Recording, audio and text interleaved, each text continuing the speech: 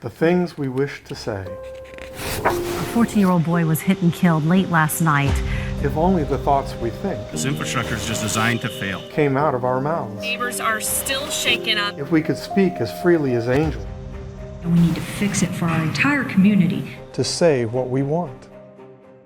Eric Bowerice lost his son Alexei 6 years ago. For my son Alexei, Those are Alexei's words, who inspired others to be themselves. a poem his parents found after his death. Alexei impacted so many people.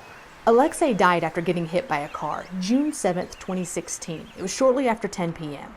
He and his friends crossed Spicewood Springs Road at Rustic Rock Drive, walking with their bicycles and using a crosswalk.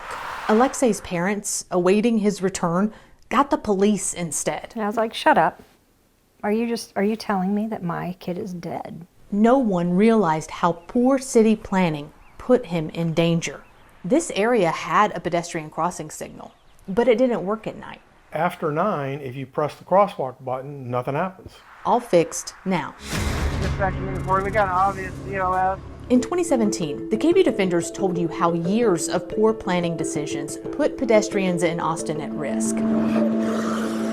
After nearly 6 years and promises from city leaders to make our city safer, we checked back. The numbers are not trending down.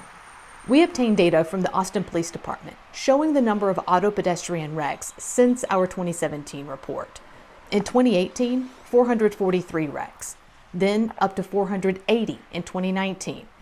The number dropped in 2020 to 305, but that was the year of a pandemic when overall traffic dropped. People stayed home. And look, the number started going up again in 2021 with 373 auto pedestrian crashes and 406 last year. And it's hard to address 280 square miles of the city of Austin. We've got a region that relies on Austin as the economic center. Lewis Leff is the Transportation Safety Officer for the city of Austin. He leads the Vision Zero plan, a plan to reduce all severe and fatal wrecks to, well, zero. I think we're on a good track. Austin's Vision Zero task force helps decide where money should be spent to make Austin's streets safer, and judges progress based on completed projects. Let's look at Vision Zero's numbers compared to APD's for the last 5 years and the 5 years prior. The Vision Zero data shows an overall decrease in serious traffic injuries and fatalities at intersections where safety improvements were made. A decrease of 15% for auto pedestrian wrecks. Again, at intersections, Vision Zero improved. But the APD data shows the whole picture. Over the last 5 years, we found total serious and fatal auto pedestrian wrecks actually increased slightly. And check out the fatal injuries. Fatal injuries spiked by 64%, going from 101 between 2013 and 2017 to 166 between 2018 and 2022, even with a pandemic. We showed Leff our findings, right? All crashes. What you're seeing is the result of how the built environment was built out over time, and a number of systems kind of overlapping, and really the historical policy choices and investments that were made over time. Austin did not have a mobility plan until 2019. That left thousands of miles of streets without sidewalks and intersections without beacons for decades. How often do you guys take a look at what you're doing and then make a shift around it? Pretty often. We continually evaluate the types of treatments we're doing, compare that to what we expected to see. He says the Vision Zero team pulls crash records daily. You can see the project's findings on a public dashboard. The KVUE defenders dug into which areas currently see the most pedestrian-involved crashes. The city's Vision Zero data shows these are the city's high-injury roadways, aligning with our first report, showing most pedestrian-involved wrecks happen along North Lamar, East Riverside, South Congress, William Cannon, and North I-35. So far, the city made improvements in most of these areas, including pedestrian beacons like this one here on Riverside, extending the curb and median at problem intersections like Cameron Road and Highway 183, and adding accessible curb ramps for the disabled like you see here at Barton Springs and First Street. What we're trying to do is make it very clear to both drivers and people walking that these crossings are legal, and we're going to make it safer for the folks that are trying to get across. But some city leaders say it's still not enough. Austin Transportation Department Interim Director Richard Mendoza and Austin Police Chief Joe Chacon filed this memo last December. It shows a growing share of fatal crashes are happening on freeways, frontage roads, and major arterials that are not owned by the city. So the state shares responsibility. Most of these are happening not at intersections. Glenda Chu is the spokesperson for the Texas Department of Transportation. They're not at a crosswalk. People that are crossing the streets and crossing busy streets. We told you how crossing the interstate can not only be fatal, but also impact the driver.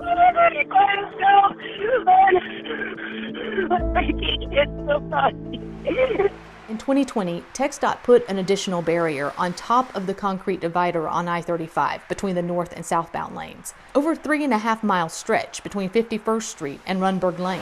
The pilot project was to discourage people from darting across these 6 lanes of traffic, but stacked like this so emergency crews can remove them if needed. A TxDOT engineer told the KVUE Defenders those barriers worked. It reduced pedestrian fatalities by 89%. So they're adding another 21 miles of the barriers through Austin.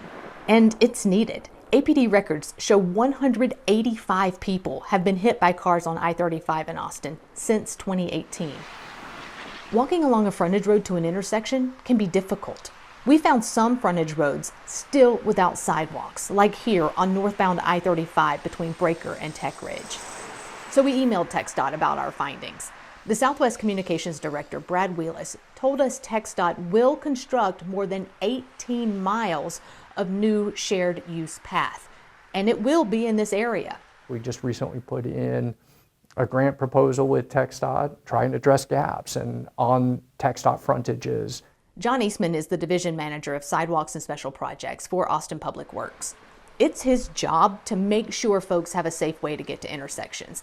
Make sure the city has sidewalks. The way I describe it is the sidewalk system is twice as good now as it was 5 years ago. Sign is on to cross Lamar. In 2017, KVUE Defenders uncovered 2,500 miles of Austin streets don't have sidewalks. Now it's closer to 2,000 miles. So there's a lot of gaps in the networks. We are trying to get 100% of the very high and high priority sidewalks and shared streets completed within 10 years. Those very high and high priority sidewalks total 800 of the 2,000 miles with missing sidewalks, like here on Lamar between Runberg and Palmer. What we're trying to do is try to rectify the system that's been developed, and that's a series of policy decisions over multiple decades. It doesn't happen overnight. 3 times in the last decade, Austin voters chose to pay more in property taxes in order to make our streets safer. Voters passed a $720 million mobility bond in 2016, then a $925 million bond in 2018, plus another $460 million in 2020. That's more than $2 billion. $2 billion. All of that money, and still not all priority safe gaps will be fixed, says Eastman. In a few years, we'll have to identify additional funding sources. This was 1 year before he died at the Grand Canyon. Alexei was 14 when he died, a teenage boy. I took a day trip and took the kids up to Grand Canyon. Life cut too short. And to this day, I still have that photo on my phone. Because of an intersection. Yep. That was dangerous by design. Probably won't ever change it. In Austin with the KVUE Defenders, I'm Erica Proffer.